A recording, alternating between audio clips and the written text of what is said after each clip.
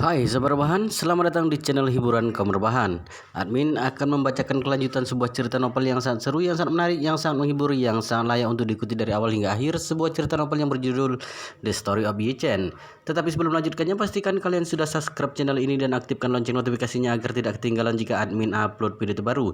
Jika kalian menyukai cerita seperti ini, jangan lupa like, jika berkenan share juga ke teman-teman lainnya agar teman-teman lainnya juga mendapatkan informasi dan hiburan di channel ini. Baik, kita lanjutkan di part ke-618 bertepatan dengan bab ke-3298. Yi Chen juga tidak bermaksud mau menakut-nakuti Su Chengpeng. Sebelum hari ini, dari awal dia memang sudah ingin membunuh Wan Pojun dan Su Chengpeng. Hanya saja setelah Wan Pojun sampai di Gunung Yeling, dia mulai berubah pikiran. Dia tahu bahwa Wan Pojun terlalu sombong, tapi setidaknya dia masih berbakti kepada orang tuanya dan kesetiaannya kepada rekan-rekannya. Ketika Yi Chen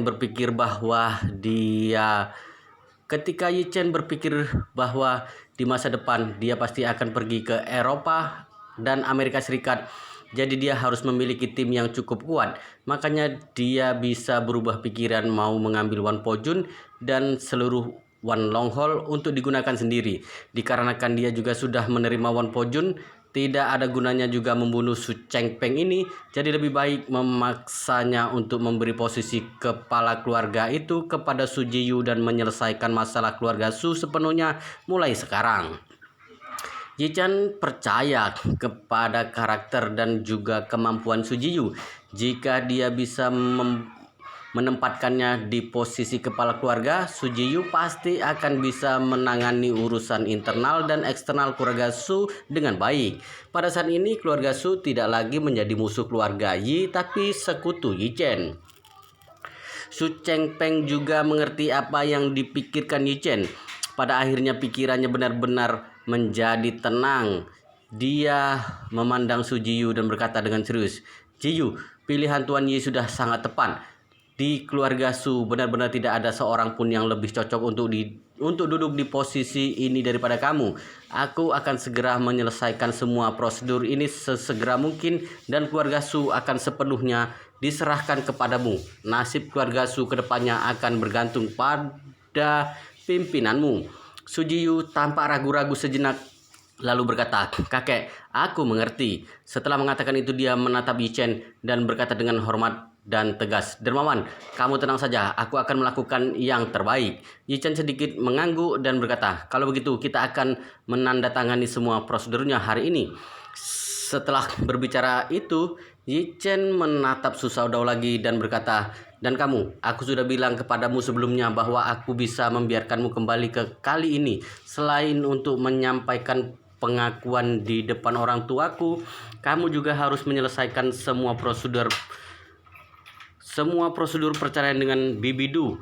Aku akan menyuruh seseorang untuk menyiapkan semua dokumen untuk kamu tanda tangani hari ini." Su Shaodao sudah tahu bahwa pernikahannya dengan Du Haiking tidak mungkin diselamatkan lagi, dan dengan adanya tekanan Yi Chen ini tidak mungkin baginya untuk mengundurnya lagi. Jadi dia mengangguk dengan sedih dan berkata, "Baik, aku akan menandatanganinya." Setelah itu dia bertanya kepada Yi Chen dengan penuh harapan, "Tuan Yi, kamu bilang bahwa selama Jiyu bisa mengambil posisi kepala keluarga Su dalam waktu 3 tahun, kamu akan membiarkan aku kembali. Dan sekarang Jiyu sudah akan mewarisi keluarga Su. Sepertinya sudah saatnya untuk aku kembali, bukan?"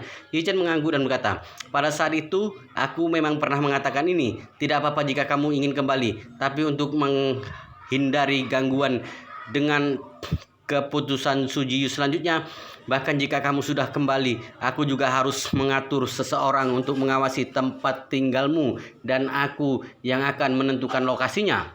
Su Shaodao berkata dengan wajah sedih, "Tuan Ji, tindakan Anda ini sedikit tidak pantas. Kamu jelas-jelas sudah mengatakan ini sebelumnya bahwa selama Jiyu bisa menjadi kepala keluarga, kamu akan membiarkan aku hidup bebas." Yi Chen mendengus dingin. "Kamu jangan lupa siapa yang membuat Su Jiyu bisa menjadi kepala keluarga." Setelah itu dia berkata lagi, "Dikarenakan kamu selalu ingin menggunakan kata-kata ini untuk berbicara denganku, itu juga tidak masalah. Yi Chen memandang Su Chengpeng saat ini dan berkata dengan ringan, ketika Tuan Besar Su menandatangani dokumen yang relevan kali ini, tolong sekalian mengubah keseluruhan sistem keluarga Su. Kedepannya, Su Jiyu tidak akan menjadi kepala keluarga Su, melainkan ketua Dewan Grup Su. Bagaimana mungkin Su Chengpeng masih berani tidak mematuhi perkataan Yi Chen? Dia dengan cepat berkata, tidak masalah, tidak masalah. Bagaimanapun juga, dari sudut pandang hukum, posisi kepala keluarga tidak dapat bertahan lama. Sebenarnya posisi paling kuat adalah posisi ketua dewan dan beberapa banyak suara di Dewan Presiden. Yi Chen mengangguk, memandang Su Shaodao dan berkata, maaf saja, putrimu kali ini akan menjadi ketua Dewan Grup Su, bukan kepala keluarga Su. Jadi sepertinya kamu harus kembali ke Suriah untuk beberapa tahun lagi. Tapi jangan khawatir, aku akan menyapa Hamid dan menyuruh dia lebih memperhatikanmu. Seluruh tubuh Su Shaodao tampak gemetaran, ketakutan. Dia buru-buru berkata, Tuan Yi, aku salah. Aku bersedia diawasi olehmu. Bahkan jika aku harus dipenjara pun tidak masalah. Tapi aku mohon, tolong jangan mengirimku kembali ke Suriah lagi.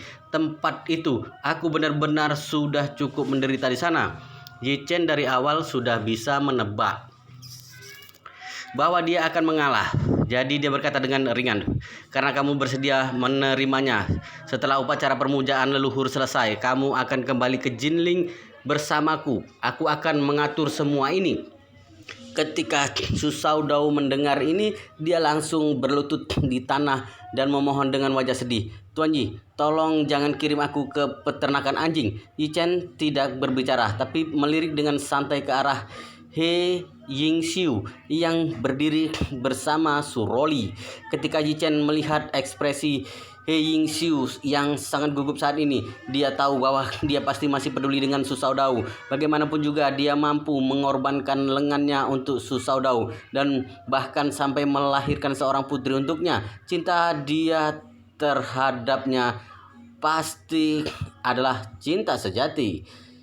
Memikirkan hal ini, Yi Chen menghela napas pelan dan berkata kepada Su Shaodao, sudahlah, aku tidak akan mengirimmu ke peternakan anjing. Setelah berbicara, dia memandang He Hongsheng lagi dan berkata, Tetua He, setelah Su Shaodao pergi ke Jinling, keluarga He harus mengatur orang untuk mengawasinya. He Hongsheng tidak menyangka Yi Chen akan menyerahkan Su Shaodao kepada dirinya. Dia buru-buru bertanya kepadanya, Tuan Yi, tidak tahu Anda punya persyaratan apa? Yi Chen berkata dengan ringan, bagaimanapun juga, dia adalah ayah biologis dari Su Jiyu dan Su Roli, dan karena dia memiliki sikap yang baik untuk mengakui kesalahannya, aku tidak akan sengaja menyiksanya. Aku juga tidak akan mengirimnya ke peternakan anjing.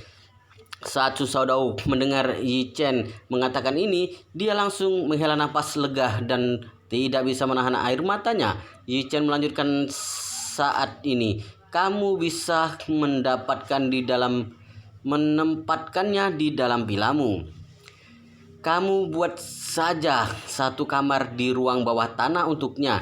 Segala kebutuhannya akan ditanggung oleh keluarga He, tapi aku punya beberapa aturan yang tidak boleh dilanggar. He Hongsheng buru-buru mengangkupkan tangannya dan berkata, Tuan Yi, tidak peduli apapun perintahmu itu, bawahan pasti akan mematuhinya. Yi Chen berkata, pertama, dia tidak boleh meninggalkan villa satu langkah pun. Kedua, dia tidak boleh memiliki kontak dengan dunia luar selain keluarga He, termasuk Su Jiyu dan Su Roli. He Hongsheng segera berkata dengan hormat, Tuan Yi, kamu tenang saja. Bawahan akan berjanji tidak akan pernah membiarkannya meninggalkan villa ini atau membiarkannya berkomunikasi dengan dunia luar.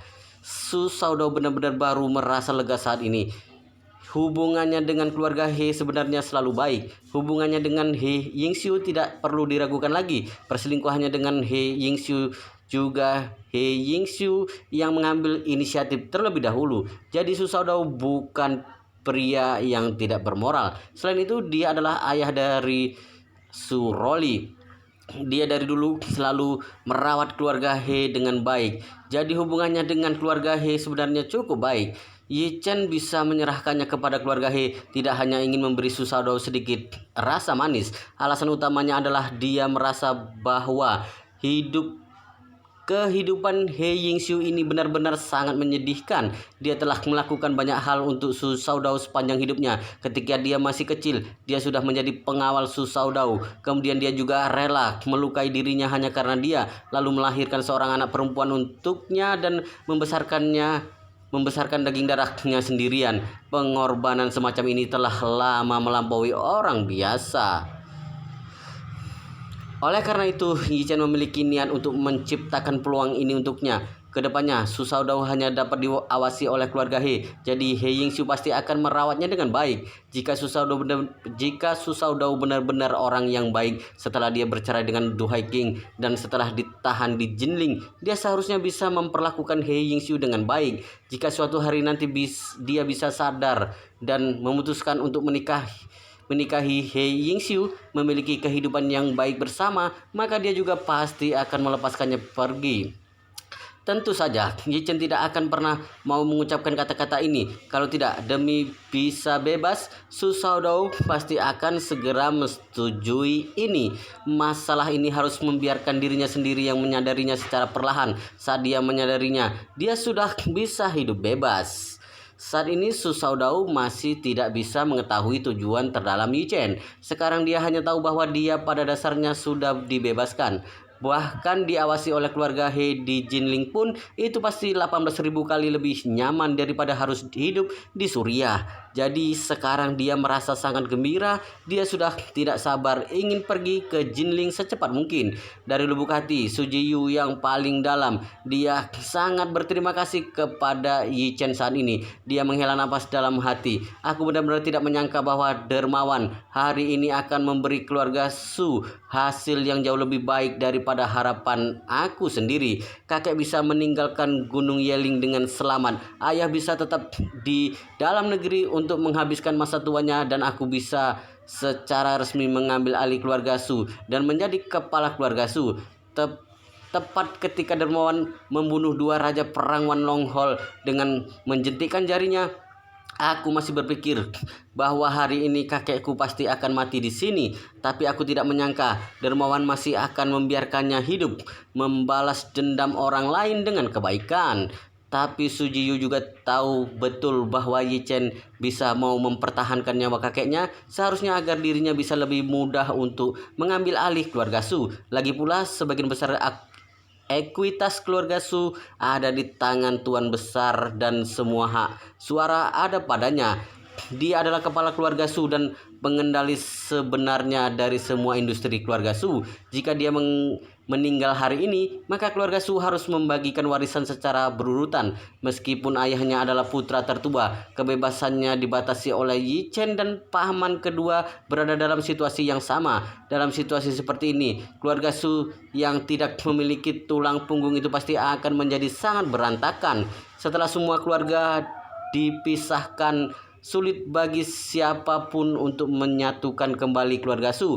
Namun, Yi Chen menggunakan kondisi hidup Tuan Besar sebagai imbalan atas kesediaan Tuan Besar untuk mengalihkan semua ekuitas dan hak kontrol secara wajar dan sah, sehingga Su Jiyu dapat dengan mudah mengambil alih keluarga Su. Begitu Su Jiyu berkuasa, tidak ada yang bisa mengancam posisinya sebagai kepala keluarga lagi. Bahkan jika ada anggota keluarga Su yang berani menolak, Su Jiyu juga bisa mengusirnya dari sistem bisnis keluarga Su dan grup Su. Ketika dia memikirkan Yi Chen melakukan begitu banyak untuk membantunya, rasa terima kasih Su Jiyu padanya sudah tidak bisa diungkapkan dengan kata-kata lagi. Pada saat ini ada sepasang mata di antara orang banyak yang menatap Yi Chen dengan mata panas. Orang ini adalah Helena yang telah berdiri di antara kerumunan di belakang Yi Chen. Dia tidak menyangka Yi Chen akan memiliki kekuatan yang begitu kuat. Belum lagi Yi Chen bisa membuat Su Jiyu duduk di posisi kepala keluarga Su dengan lancar hanya dengan beberapa patah kata. Ini mengingatkannya pada apa yang Yi Chen katakan padanya sebelumnya. Dia hanya bisa menghela napas. Yi Chen bilang bahwa dia bisa membuatku duduk di posisi ratu di kerajaan Eropa Utara. Pada saat itu, aku masih merasa sedikit ragu. Tapi sekarang, aku yakin bahwa Yi Chen pasti dapat melakukannya. Pada saat ini, hatinya penuh dengan dorongan balas dendam dan dia mulai menantikan saat ketika dia benar menjadi ratu dan menginjak Olivia di bawah kakinya. Namun, tatapan Yi Chen tidak fokus pada Helena saat ini. Dia berkata kepada Su Shao dan Su Chengpeng, "Kalian berdua, satu mengorganisir aliansi anti Yi tahun itu, dan satu lagi bergegas ke Gunung Yeling hari ini dengan mengenakan pakaian berkabung. Hukuman mati dapat dihindari, hukuman hidup tidak dapat dihindari. Jadi sekarang keduanya cepat pergi berlutut di hadapan orang tuaku. Berlututlah sampai jam ini besok pagi." Hati Su Chengpeng sedikit bergetar, tapi ketika dia berpikir bahwa dia hanya perlu berlutut selama sehari semalam tanpa hukuman tambahan lainnya, dia merasa jauh lebih nyaman. Dia juga tahu betul bahwa Yi Chen tidak mungkin hanya akan mengirim dirinya ke Madagaskar dengan ikhlas. Jadi hukuman semacam ini masih dapat diterima olehnya. Su Shao juga berpikir demikian. Sebelum dia datang, dia sudah siapkan diri untuk berlutut dan bertobat di depan Yi Changying dan istrinya. Yi Chen membiarkan dirinya berlutut selama sehari semalam. Itu juga sesuai dengan perkiraannya. Pada saat ini, Yi Chen memandang Wan Po Jun dan prajurit Wan Long Hol lainnya dan berkata dengan acuh tak acuh, "Kalian juga telah mengganggu upacara pemujaan leluhur keluarga Yi dan kediaman leluhur keluarga Yi hari ini. Kalian juga sama akan dihukum. Hukuman kalian sama seperti kedua orang keluarga Su ini. Kalian harus berlutut di makam leluhur keluargaku sampai besok." Wan Po Jun berkata dengan hormat, "Bawahan akan patuh." Satu kata bawahan menunjukkan bahwa pendirian baru dari Wan Po Jun. Prajurit Wan Long Hol lainnya juga segera berkata, "Bawahan patuh." Yi Chen mengangguk memandang Wan Po Jun dan berkata, "Ingat, setelah berlutut, aku akan memberi kamu 3 hari libur.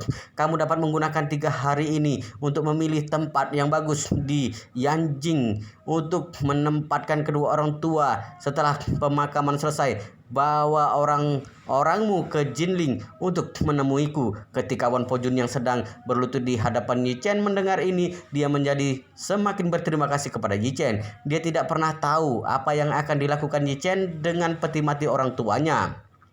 Meski Yi Chen sudah mengatakan tidak akan menghancurkan abu orang tuanya dan melepaskannya, apakah Yi Chen akan membiarkan orang tuanya dikuburkan lagi menjadi hal yang paling dikhawatirkannya. Saat mendengar Yi Chen berkata seperti itu, akhirnya beban di hatinya terasa ringan dan juga sangat bersyukur. Tanpa sadar, semua keangkuhan, kepercayaan diri dan pemberontakannya hilang.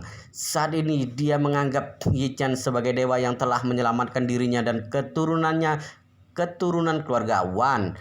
Hanya saja dia berkata dengan penuh rasa bersalah, "Tuan Yi, aku akan menggunakan sisa hidupku untuk membayar semua kebaikan Anda." Saat mengatakan ini, Wan Po Jun menghela napas. "Tapi sayang, saat ini aku sudah menjadi orang lumpuh yang titik nadinya telah putus. Meski banyak hal bisa dilakukan oleh anak buah, tapi mungkin kurang maksimal. Mohon maaf jika kedepannya ada hal yang membuat Anda merasa kurang puas." Yi Chen berkata setelah mendengarnya, "Memangnya kenapa? Kalau putus, tinggal diperbaiki saja." Semua orang terkejut saat mendengarnya. Memangnya kenapa kalau titik nadinya putus?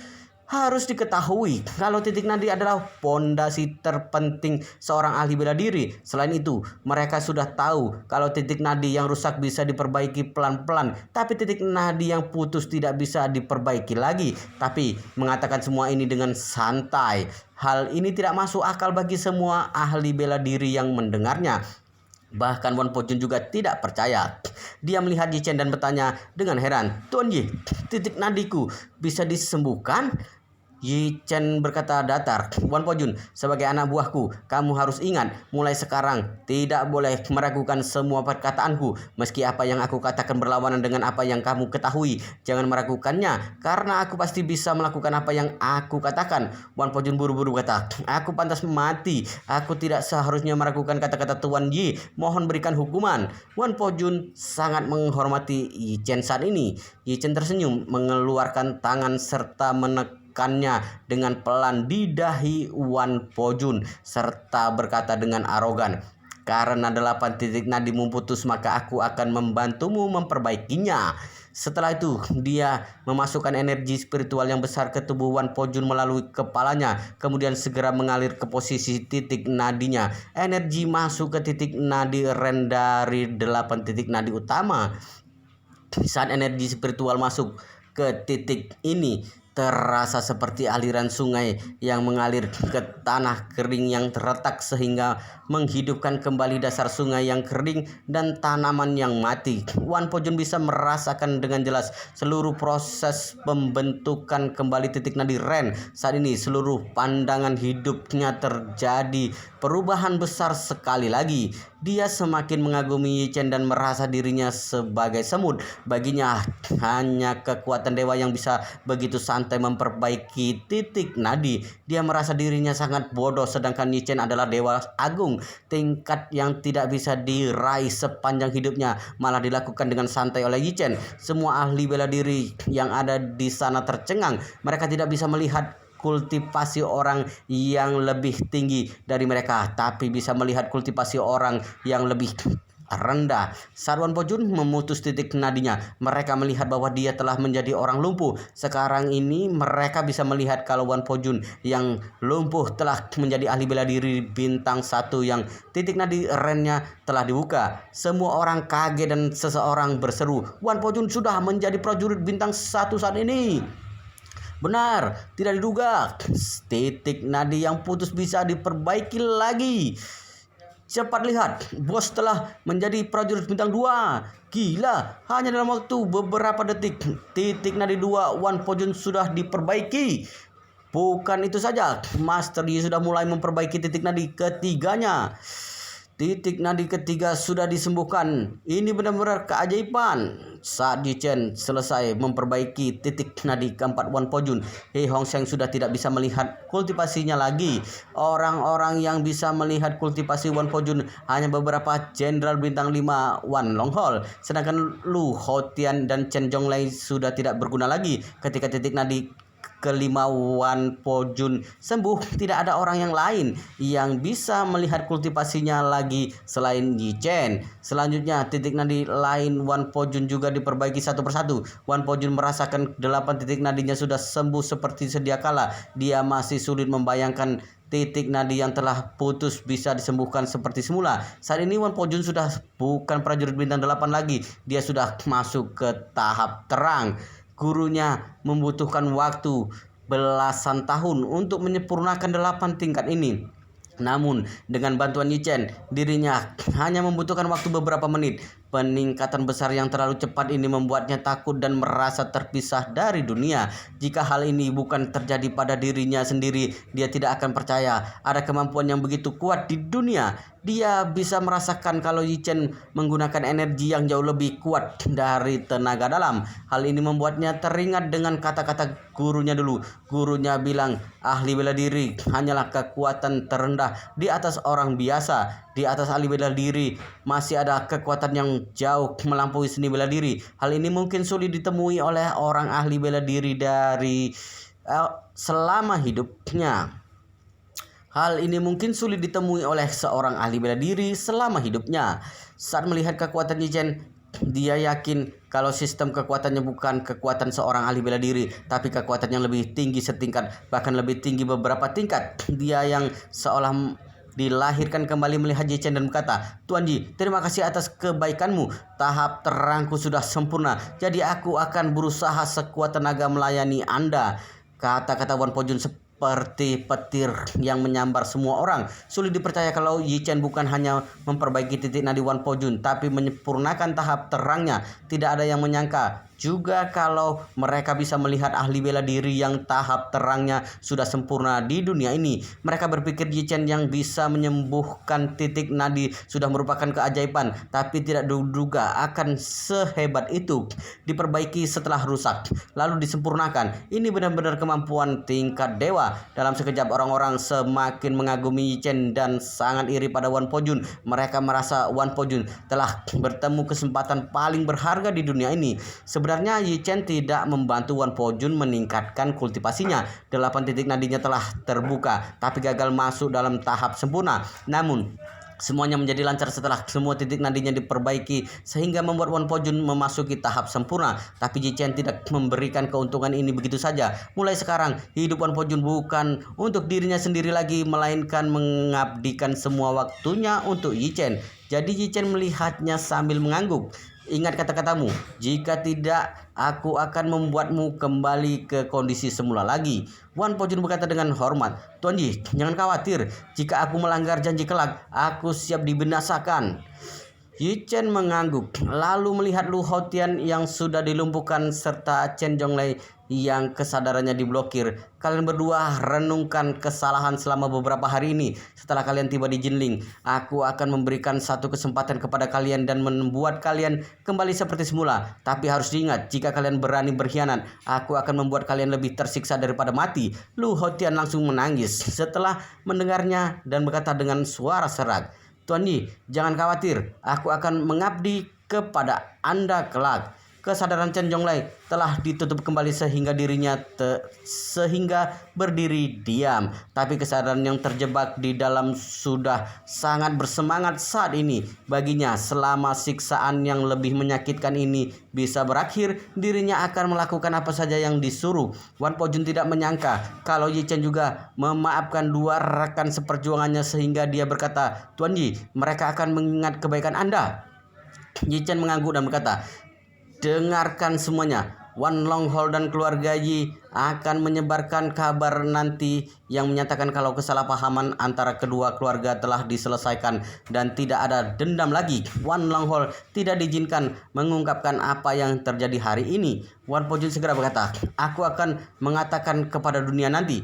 Yi Chen mengangguk. Saat ini di dunia luar pasti akan menebak bagaimana keluarga Yi melepaskan diri dari bencana ini. Wan Longhol, katakan saja kalau keluarga Yi memberikan setengah saham grup Yi kepada Wan Longhol sebagai imbalannya. Wan Po-jun dan semua prajurit Wan Longhol tidak mengerti kenapa Yi Chen yang menang harus mengumumkan kepada dunia luar kalau keluarga Yi mengalah kepada mereka. Tapi Wan Po-jun tahu kalau Yi Chen pasti punya alasannya sendiri. Dia harus menjalankan perintah dan tidak perlu banyak bertanya. Jadi dia segera berkata dengan hormat, Tuan Yi, tenang saja, aku pasti akan mengumumkannya sesuai perintah Anda. Yi Zhongkan merasa bingung dan segera bertanya, Yi Chen, ini kesempatan paling bagus untuk kembali ke keluarga Yi secara resmi. Jika mengumumkan kepada dunia luar kalau Wan Longhol bersedia bekerja untukmu, akan membuat reputasi keluarga Yi sangat terkenal di dalam negeri. Ini adalah kesempatan bagus. Tapi kenapa kamu malah mengumumkan kalau keluarga Yi yang mengalah? Yi Chen berkata, Wan Longhol akan menjadi prajuritku kelak. Jika mengumumkan Wan Longhol begitu mudah ditundukkan, maka akan menjatuhkan reputasinya. Selain itu juga tidak ada untungnya sama sekali. Sebaliknya mungkin akan menjadi incaran kekuatan lainnya. Jika seperti itu, lebih baik merendah untuk maju. Biarkan dunia luar tahu kalau keluarga Yi tunduk kepada Wan Longhol sehingga membuat kewaspadaan musuh menurun. Yi Zhongkan mengerti maksud Yi Chen dan bertanya lagi, Yi Chen, apakah kamu masih belum berencana mengumumkan kepulanganmu secara resmi? Yi Chen berkata, masih tidak perlu diumumkan untuk sementara waktu. Aku ingin mencari kebenaran yang menimpa ayah ibu waktu dulu, juga mencari kesempatan untuk meraba kekuatan keluarga Rothschild. Aku tidak boleh membocorkan identitasku sebelum itu, apalagi membiarkan musuh waspada. Yi Zhongkan mengangguk dan bertanya, Yi Chen, bagaimana aku harus mengumumkan kepada dunia luar tentang perubahan posisi pemimpin keluarga Yi? Yi Chen berkata, masalah ini tidak perlu diumumkan ke publik. Aku yang akan membuat semua keputusan kelak. Tapi bagi dunia luar, Anda tetap masih sebagai pemimpin keluarga. Yi Zhongkan menyetujuinya. Baik, aku tidak akan mengumumkannya dulu. Yi Chen melihat orang-orang di belakangnya, menyatukan tangan dan berkata dengan serius, semuanya, terima kasih atas kedatangan kalian hari ini, tapi tolong jangan membocorkan apa yang terjadi di sini hari ini. Tentu saja semua orang mengangguk. Mereka mengerti Yi Chen tidak suka pamer, jadi akan melakukan perintahnya. Yi Chen melihat Su Chengpeng dan berkata, masalah pengalihan posisi kepada Su Jiyu harus diumumkan karena aku takut dia sulit berkuasa di keluarga Su. Su Chengpeng segera mengangguk. Baik, hari ini aku mengakui kesalahanku di depan makam orang tua Tuan Yi dan akan mengumumkan posisi Su Jiyu secara resmi besok. Baik, Yi Chen mengangguk puas dan berkata, setelah perjanjian ditandatangani, diumumkan secara resmi dan setelah penyerahan kuasa selesai, aku akan meminta orang mengantarmu ke Madagaskar. Selama kamu bersikap baik, kamu boleh membawa barang dan orang ke sana selama tidak terlalu berlebihan. Kamu harus segera menyiapkan semuanya. Su Chengpeng berkata penuh semangat. Terima kasih Tuan Yi, terima kasih. Aku ingin membawa Su Ansun dan anak dan akan menyuruhnya menyiapkan semua barang dan orang ke Madagaskar. Su Ansun yang sedang menunggu Su Chengpeng di rumah tidak pernah menyangka kalau tuannya akan membawanya ke Madagaskar. Yi Chen berkata kepada Yi Zhongquan, Wan Longhol dan anggota keluarga Su terus berlutut seperti ini. Upacara sembahyang leluhur kita akan dilakukan seperti biasa. Yi Zhongquan buru-buru berkata, aku akan menyuruh orang menyiapkannya sekarang. Yi Chen mengangguk lalu melihat Helena yang berada dengan orang-orang dan berkata kepada Yi Zhongquan, oh ya, jangan lupa siapkan pesawat Concorde sore ini untuk mengantar Helena kembali. Yi Zhongquan berkata, tenang saja, aku sudah menyiapkan pesawatnya dan bisa terbang kapan saja. Saat ini Helena memberanikan diri untuk ke depan Yi Chen dan berkata dengan hormat, terima kasih Tuan Yi. Yi Chen melihatnya seperti ingin mengatakan sesuatu. Helena, kamu jangan khawatir, karena aku telah mengatakan akan membantumu merebut kembali posisimu. Aku pasti akan menepati janji. Helena bernapas lega. Terima kasih Tuan Yi. Setelah itu Helena berkata dengan ragu, Tuan Yi, aku baru saja mendapatkan berita dari Eropa Utara. Mungkin ada perubahan di sana. Yi Chen mengerutkan keningnya dan bertanya, berita apa? Helena berkata, katanya Olivia dan perwakilan keluarga Rothschild berbincang sampai larut malam kemarin. Mereka telah mencapai kesepakatan awal untuk menjalin pernikahan dan akan mengumumkannya secara resmi pukul 10 pagi waktu setempat hari ini. Kalau Olivia akan menikah dengan salah satu anggota keluarga Rothschild. Selain itu, waktu pernikahannya adalah besok malam. Yi Chen bertanya dengan heran, keluarga Rothschild? Apakah Olivia berpacaran dengan anggota keluarga itu? Helena berkata, setahuku Olivia tidak punya pacar. Kerajaan Eropa Utara tidak punya hubungan dengan keluarga Rothschild sebelumnya. Jadi masalah ini terlalu mendadak. Yi Chen mengernyitkan alisnya saat mendengar keluarga Rothschild. Meski tahu keluarga Rothschild adalah musuh bebuyutan ayahnya dulu dan berpikir mereka adalah dalang di balik kematian orang tuanya, tapi tidak ada kesempatan untuk berhubungan langsung dengan mereka. Satu-satunya orang yang ada hubungannya dengan keluarga Rothschild adalah Walter Horowitz serta Steve Horowitz ayahnya. Katanya keluarga Horowitz adalah kerabat jauh keluarga Rothschild. Hubungan ini benar-benar jauh karena keluarga Rothschild bahkan tidak pernah datang mencari ayah anak yang telah lama berada di Jinling. Hal ini bisa menunjukkan kalau keluarga Rothschild menganggap keluarga Horowitz adalah keluarga miskin yang harus dihindari. Namun, Olivia tiba-tiba ingin menikahi dengan anggota keluarga Rothschild sehingga membuat Yi Chen tertarik. Jadi, dia bertanya, kenapa Olivia tiba-tiba membuat keputusan untuk menikah saat ini? Bukankah Ratu hanya bisa bertahan selama beberapa hari lagi? Bukankah kurang pantas kalau dia menikah saat ini? Helena segera berkata, jika Olivia berencana menikah, maka sekarang adalah waktu yang paling tepat karena dia tidak akan bisa menikah untuk waktu yang lama kalau nenek meninggal. Yi Chen merasa heran, apakah kerajaan Eropa Utara juga ada peraturan untuk tidak menikah kalau ada tetua yang meninggal? Helena menggelengkan kepala. Meski tidak ada peraturan ini, tapi kondisi Olivia agak khusus. Dia adalah pewaris pertama, jadi harus mengesampingkan semua urusan pribadi begitu nenek meninggal dan memprioritaskan upacara penobatan. Helena berkata lagi, berdasarkan tradisi kerajaan, 3 tahun setelah naik tahta, Raja baru tidak diperbolehkan menikah atau bercerai karena 3 tahun pertama adalah tahap kritis untuk membangun reputasi kerajaan sehingga tidak boleh mengganggu dengan urusan pribadi. Jadi Olivia akan menikah setelah 3 tahun naik tahta atau menikah sebelum nenek meninggal. Yi Chen bertanya dengan heran. Dia yang sebelumnya tidak ada pacar, tapi tiba-tiba mengumumkan pernikahan dengan keluarga Rothschild pasti karena ada pertukaran keuntungan, bukan? Helena mengangguk. Aku juga berpikir seperti itu. Olivia adalah orang yang mengutamakan keuntungan. Dia tidak akan tiba-tiba mengumumkan pernikahan kalau tidak ada keuntungan besar. Yi Chen mengangguk dan berkata sambil tersenyum, keluarga Rothschild pasti menyukai statusnya yang akan segera menjadi ratu. Setelah itu, Yi Chen berkata penuh sindiran, tidak diduga keluarga Rothschild yang sangat berkuasa di Amerika dan Eropa akan memakai cara ini juga. Ini benar-benar berbeda dengan perilaku rendah hati mereka selama ini. Wan Po Jun berkata dengan hormat, Tuan Yi, aku tahu sedikit tentang keluarga Rothschild. Struktur keluarga mereka sangat besar. Kesampingkan dulu kerabat jauh. Mereka ada puluhan keluarga inti yang tersebar di seluruh Amerika dan Eropa.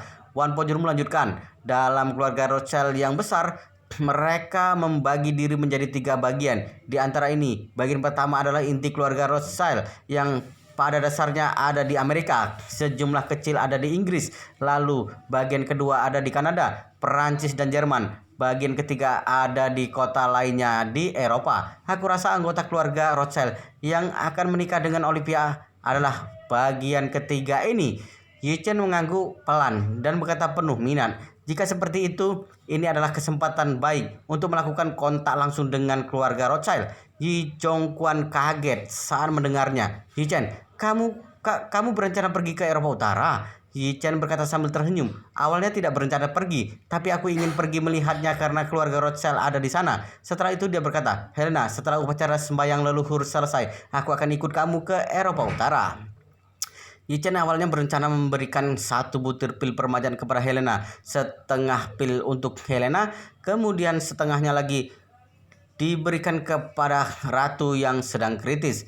Selama dia bisa kembali ke Eropa Utara dan bertemu dengan ratu dan membagi setengah pil itu menjadi 2 serta memberikan setengahnya kepada ratu, maka akan langsung bangun dari koma. Saat itu Helena bisa membuat kesepakatan dengan sisa pil itu untuk meminta ratu memberikan posisi kepadanya. Ratu yang sudah merasakan kehebatan pil permajaan pasti akan memberikan posisi kepadanya. Yi Chen percaya orang tua koma dan sakit parah bisa bangun sama seperti kehidupan baru. Jadi ratu pasti akan menghargai kesempatan ini. Jika bisa mendapatkan pil permajaan lagi, kehidupannya mungkin bisa bertahan selama beberapa tahun lebih lama, dan yakin dia tidak akan bisa menahan godaan ini. Tapi Yi Chen mendengar adik Helena yang bernama Olivia akan menikah dengan keluarga Rothschild, maka ini adalah kesempatan baik untuk mendekati keluarga itu.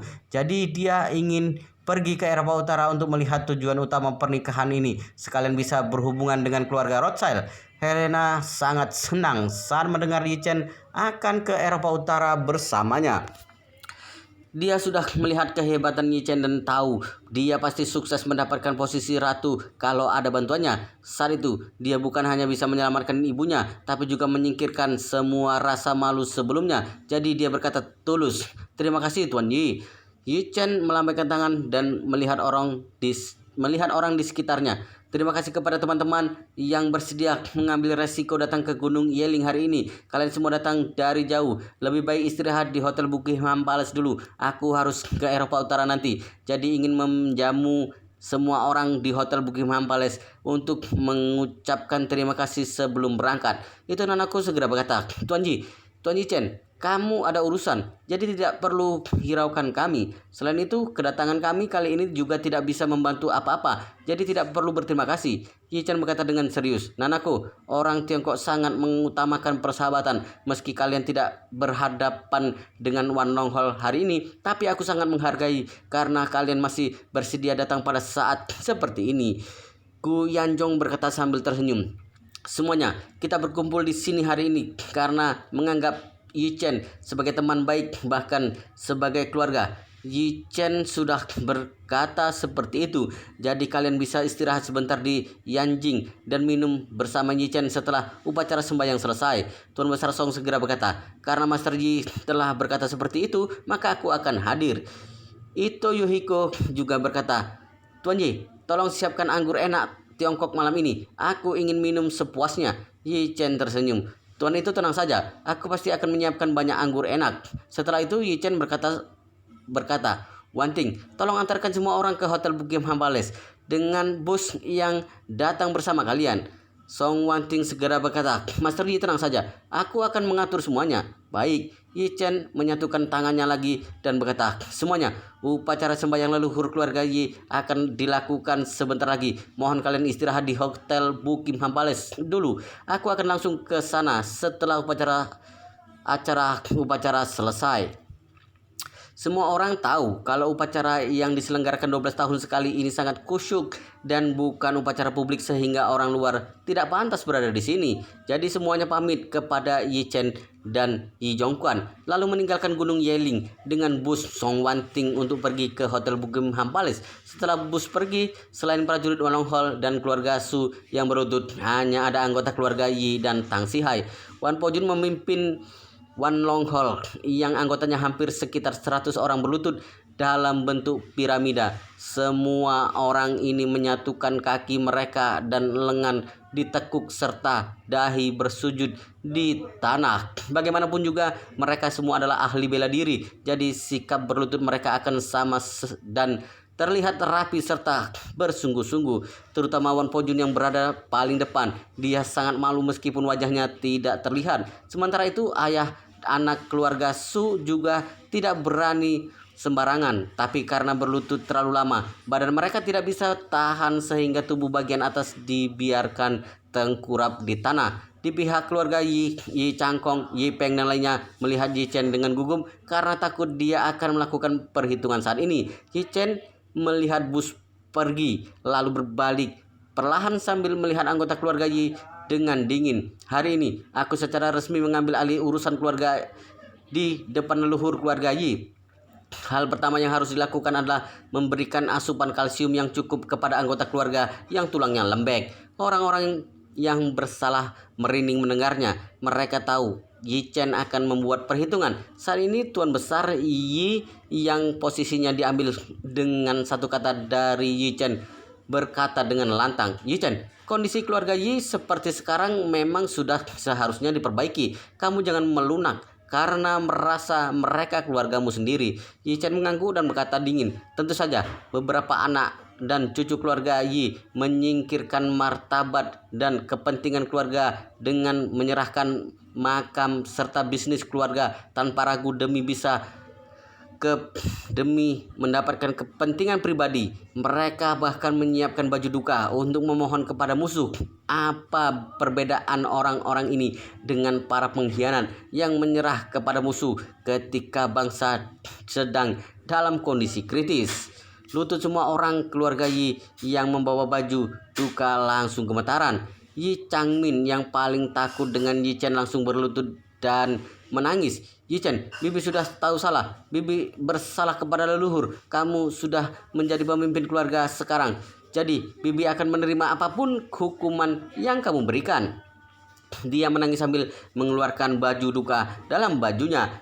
Yi Chen, tolong jangan memberikan hukuman berat kepada Bibi karena aku pertama kali mengaku salah. Bibi tidak akan mengulanginya lagi. Yi Changkong, Yi Changyun dan lainnya tercengang. Mereka bingung karena Yi Changmin yang paling temperamental bisa mengaku salah terlebih dahulu. Ternyata semua ini demi mendapatkan keringanan. Yi Changkong mengumpat dalam hati apa yang dia lakukan. Yi Changmin memang sangat pintar. Dia tahu ketika berada dalam begitu banyak orang yang melakukan kesalahan, maka orang pertama yang mengaku salah akan menang. Selain itu, dia lebih tahu dengan sikap Yi Chen dibanding orang lainnya. Dia pernah mendengar bagaimana Yi Chen menghadapi master keluarga Wu di Suhang. Waktu itu, dia menyuruh Hong Wu mengukir tulisan di kepala beberapa orang itu. Ukiran semakin sedikit pada orang yang mengaku salah terlebih dahulu, lalu ukiran semakin banyak untuk orang berikutnya. Katanya kepala orang terakhir bahkan tidak muat dengan ukiran itu. Dengan adanya pelajaran ini, bagaimana mungkin Yi Changmin mengizinkan orang lain yang berlutut terlebih dahulu? Yi Chen juga tidak menyangka kalau Yi Changmin akan bertindak secepat ini. Jadi berkata, kamu adalah bibiku. Meski aku menjadi pemimpin keluarga saat ini, tapi urutan keluarga tidak boleh kacau. Jadi jangan berlutut padaku, berlututlah pada leluhur keluarga. Yi Changmin langsung beraksi. Dia segera berputar ke arah makam leluhur. Kemudian dia bersujud sambil menangis. Leluhur yang ada di surga, aku tidak menempatkan kepentingan keluarga terlebih dahulu hari ini serta hampir menjual kemuliaan keluarga dan mengaku lawan sebagai ayah. Mohon leluhur ampuni aku. Yi Changmin benar-benar sadar saat ini apa yang disebut martabat, harga diri putri tua serta karakter manja bayi tua lenyap semuanya pada saat ini. Dia tahu kalau yang paling penting sekarang adalah mendapatkan pengampunan Yi Chen.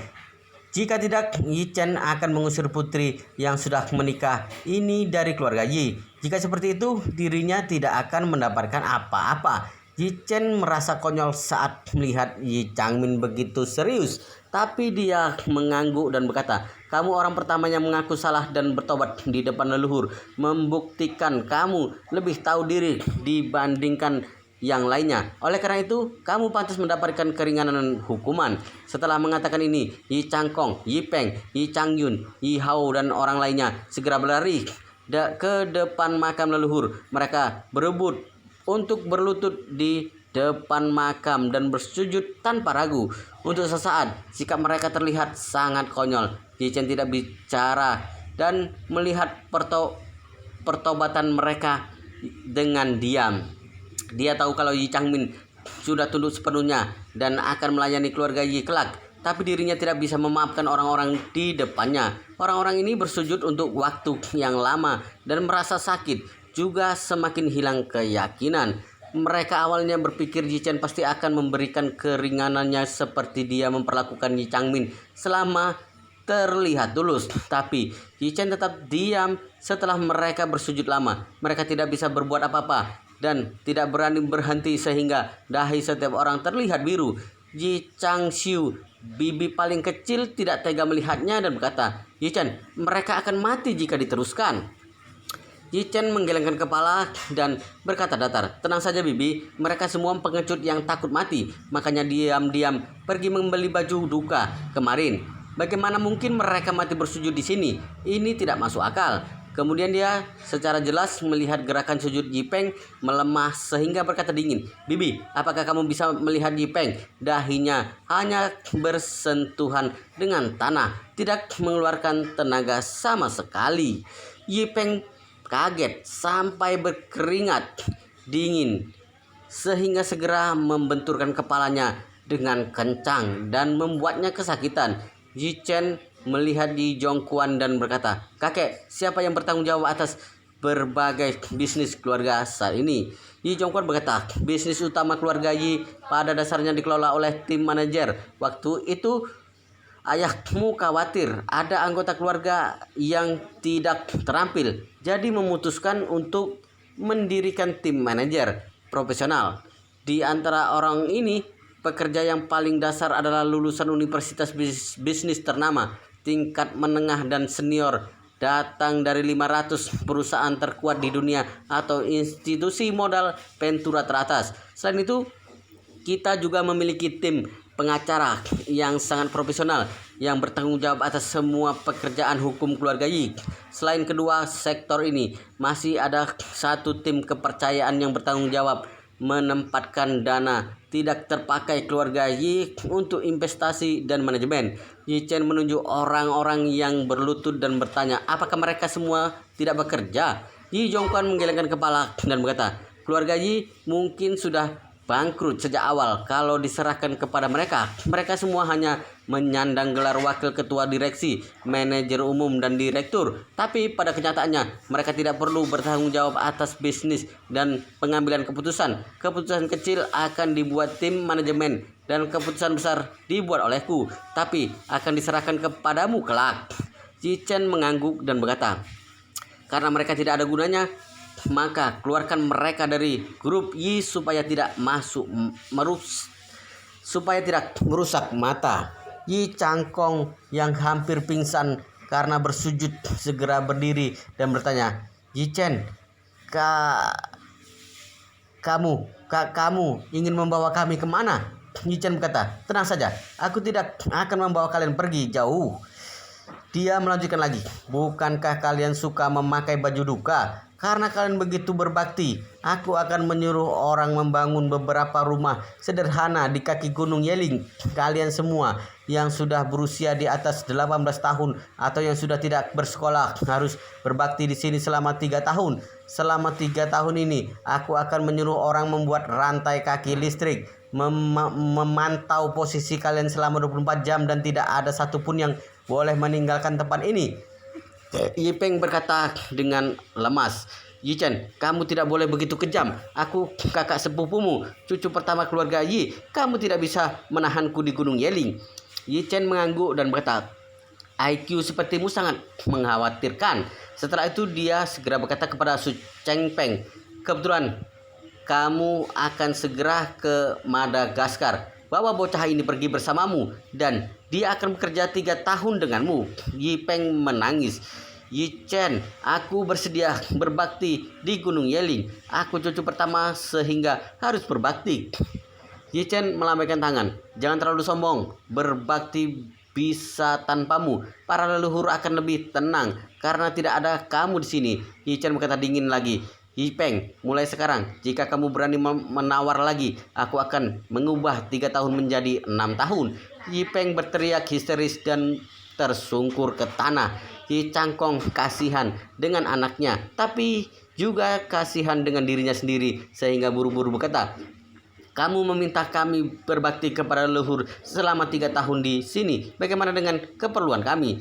Yi Chen berkata, aku akan menyuruh orang mengantarnya ke sini. Yi Changkong berkata lagi, kalau begitu bagaimana kalau sakit? Yi Chen berkata dengan datar, aku akan mengantar dokter dari rumah sakit keluarga Yi untuk mengobati kalian. Jika ada yang sakit parah dan perlu dioperasi sehingga perlu dirawat di rumah sakit, aku akan membangun rumah sakit darurat di kaki gunung. Pokoknya selama 3 tahun ini tidak ada seorang pun yang boleh meninggalkan tempat ini tanpa izin dariku. Orang-orang yang berlutut tidak menyangka kalau Yi Chen akan sekejam itu. Mereka satu keluarga, tapi dia bahkan menahan mereka di Gunung Yeling dan memaksa semua orang untuk berbakti kepada leluhur selama 3 tahun. Bagi mereka yang sudah terbiasa hidup mewah, mereka bahkan tidak tahan dengan siksaan selama 3 hari. Jangankan 3 tahun. Jadi semua orang segera melihat Yi Zhongguan, berharap dia bisa mengatakan sesuatu. Yi Zhongguan sedikit banyak merasa tidak tega saat melihat tatapan kasihan semua orang. Dia mendukung Yi Chen menghukum mereka, tapi tidak diduga hukumannya seberat ini. Jadi dia berkata, Yi Chen, meminta mereka berbakti kepada leluhur memang hukuman bagus, tapi bukankah 3 tahun terlalu lama? Yi Chen berkata dengan serius, lama? Anda jangan lupa dengan niat mereka. Mereka diam-diam membeli baju duka tanpa memberitahu Anda. Jelas mereka melakukan persiapan saat Anda berhadapan dengan Wan Pojun. Apa tujuannya? Mereka ingin membunuh Anda. Setelah itu menyerah kepada musuh. Apakah menurut Anda hukuman 3 tahun termasuk lama? Ekspresi Zhongguan terlihat dingin. Dia mengerti semua ini. Hanya saja dia sengaja tidak memikirkannya. Yi Changkong menangis. Ayah, kami tidak bermaksud seperti itu. Anda jangan salah paham. Orang lainnya juga ikut memohon dan berharap Tuan Besar tidak terpengaruh Yi Chen. Yi Zhongguan menghela napas, melambaikan tangan, serta bergumam. Aku sudah tua dan hatiku ikut melunak. Sudah, aku tidak mau mengurus semua ini lagi. Kemudian dia berkata, Yi Chen, terserah kamu mau memutuskan 3 atau 5 tahun. Yi Chen mengangguk. Orang yang bersedia dihukum jangan bicara, dan yang tidak diam akan dianggap tidak terima hukuman ini sehingga akan ikut ke Madagaskar bersama Yi Peng. Semua orang langsung diam saat mendengarnya. Pada saat ini tidak ada yang berani melawan Yi Chen lagi. Yi Chen bukan hanya memimpin keluarga tapi juga bos baru Wan Nonghol. Jadi dengan adanya gabungan kedua kekuatan ini tidak ada yang berani membantahnya. Yi Chen mengangguk puas saat melihat mereka diam dan berkata, karena tidak ada yang keberatan maka 3 tahun akan dimulai dari sekarang. Bagi Yi Chen, Orang-orang yang berlutut ini tidak ada gunanya sama sekali untuk keluarga Yi. Mereka tidak punya kemampuan, juga tidak ada kontribusi. Mereka sama seperti generasi kedua orang kaya yang hanya bisa berpoya-poya dan suka pamer.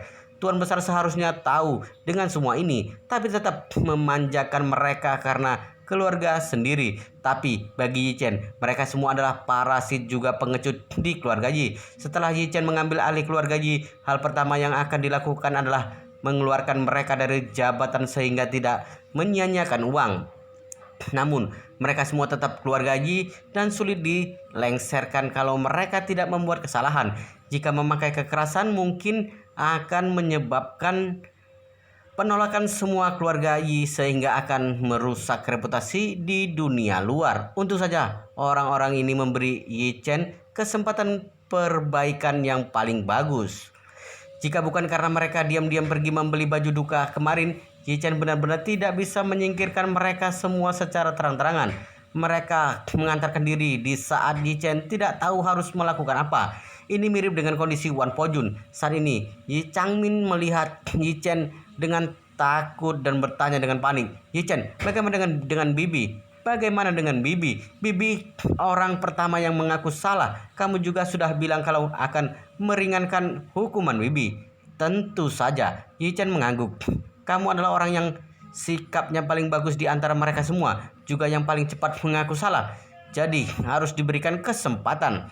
Yi Chen terdiam sejenak, lalu berkata lagi, "Begini saja, kamu ikut berbakti dengan mereka selama 3 hari di sini. Setelah itu kembali untuk menjaga kakek." Yi Changmin sangat senang sehingga menangis. Dia tidak menyangka Yi Chen akan memberikan perlakuan khusus seperti ini. Orang lain dihukum 3 tahun sedangkan dirinya hanya 3 hari. Saat ini Yi Changmin sangat berterima kasih kepada Yi Chen dan berkata dengan gemetaran, Yi Chen, terima kasih sudah berbaik hati kepada Bibi. Jangan khawatir, Bibi pasti akan berubah kelak." Yi Chen melihat tenang dan mengangguk. Bukan dirinya berbaik hati kepada Yi Changmin, tapi dia harus memberikan perbedaan besar supaya dilihat orang lainnya.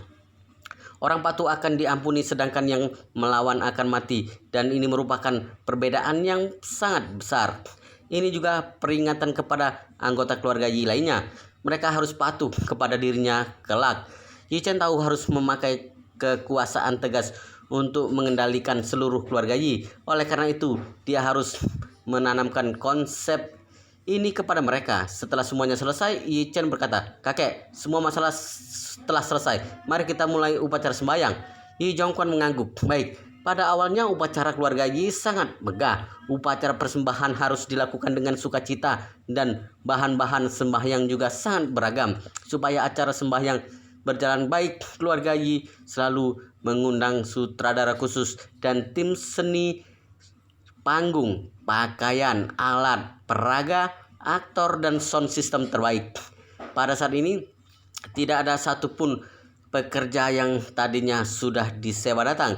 Semua orang menghindar karena tahu keluarga Yi berada dalam bencana. Jangankan para aktor bayaran ini, bahkan kerabat keluarga Yi sebanyak 700 orang lebih juga kabur dan hanya tersisa Yi Zhongzhou seorang. Jadi upacara kali ini menghilangkan banyak acara. Hanya tersisa upacara penghormatan dari keluarga Yi. Yi Zhongquan mengeluarkan teks yang dia tulis sampai begadang beberapa malam. Dia berkata sampai meneteskan air mata. Teks ini semuanya mengatakan keluarga Yi yang kuat dan bersatu padu. Ini adalah laporan yang aku siapkan untuk leluhur. Wow, luar biasa sekali guys. Ceritanya sangat seru, sangat menarik, sangat menghibur, sangat layak untuk diikuti dari awal hingga akhir. Tapi sepertinya di bab ini sampai di sini dulu dan kita akan lanjutkan di bab berikutnya di video selanjutnya. Pastikan kalian sudah subscribe channel ini dan aktifkan lonceng notifikasinya agar tidak ketinggalan jika admin upload video terbaru.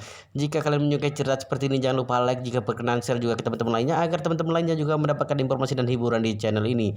Baik, kita lanjutkan di bab berikutnya di video selanjutnya.